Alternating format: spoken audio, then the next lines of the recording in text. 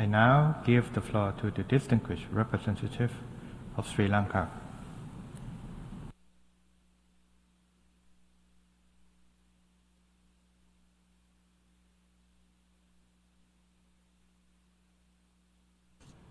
Thank you, Mr. Chair, for giving me the floor.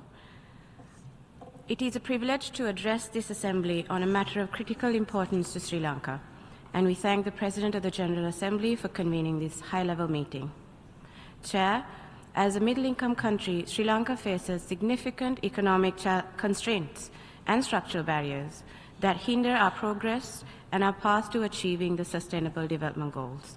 A simple GDP figure simply fails to capture the complexity of our reality. Long-term investments have allowed Sri Lanka to make remarkable strides in human development, with an adult literacy rate exceeding 92% and a Human Development Index ranking of 0.782, reflecting the achievements of free universal healthcare and education. Yet, Sri Lanka's fluctuating categorization demonstrates the vulnerability of middle-income countries to shocks and the difficulty of managing the transition and maintaining growth and development. Our ability to invest to achieve the SDGs will become severely constrained by high debt servicing costs in the coming years. Many MICs share this reality, as our economies see growing debt, external shocks, and depend on climate-sensitive industries. Chair, this demands a shift in how we measure development. The 2030 Agenda for Sustainable Development Goals calls for a more nuanced approach, one that goes beyond GDP to include social equity, environmental sustainability, and human well-being. The Pact of the Future reaffirmed this recognition. To overcome these challenges, international and regional partnerships and an enabling environment is essential. Sri Lanka welcomes the creation of a focal point for middle-income countries within the UN Development System in the recently adopted QCPR, and we join the broader consensus that the organs that form the international financial architecture must undertake reforms to address the specific challenges of MICs. Sri Lanka's experience with debt restructuring highlighted the need for a global financial system that aligns with development aspirations.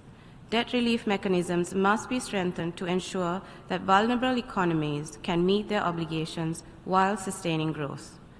This includes concessional mechanisms, debt payment suspensions, restructuring options, and expanded eligibility for MICs.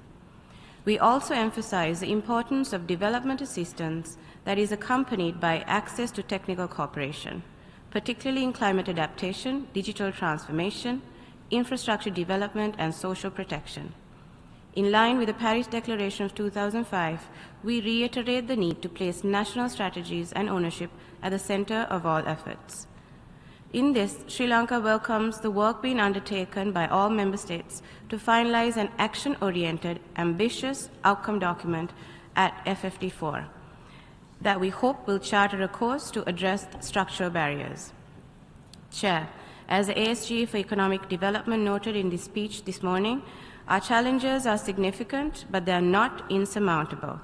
With a global financial system that prioritizes sustainability, inclusive development metrics, and strengthened international partnerships, middle-income countries like Sri Lanka can unlock their full potential and realize our right to development. Thank you.